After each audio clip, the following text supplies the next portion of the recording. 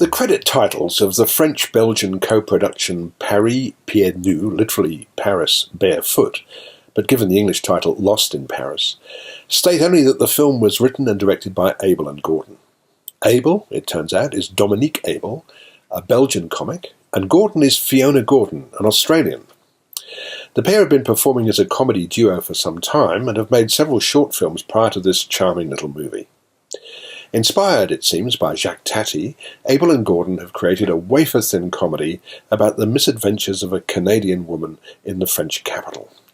Florence, who works as librarian in a snowbound community somewhere in the far north of Canada, receives a summons to meet with her long-lost Aunt Martha in Paris. A tall, thin, gangly woman wearing large horn-rimmed glasses and a permanently bemused expression, Florence sets out carrying an enormous backpack incongruously topped with a Canadian flag. But when she arrives at her destination, Aunt Martha, played by the great Emmanuelle Riva in her final role before her death last year, has gone on the run, fearing she'll be forced to leave her apartment and live in a home for the elderly. Unable to contact her aunt, Florence wanders the streets and encounters a variety of characters, including a Canadian Mountie, Fred Meert, and Dominique Abel, a tall, lanky, homeless man who lives in a little tent by the Seine.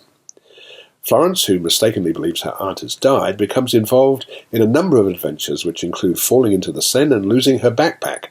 Dom finds it and starts wearing her clothes.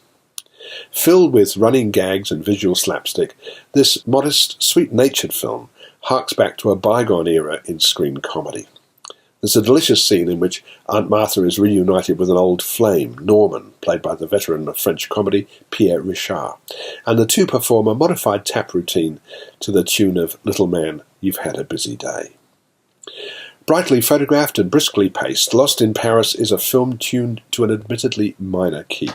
But for those who seek it out, and its release seems to be very limited, it should provide a welcome antidote to the more strident forms of humour that pass for screen comedy today. And I'm giving it 3 stars.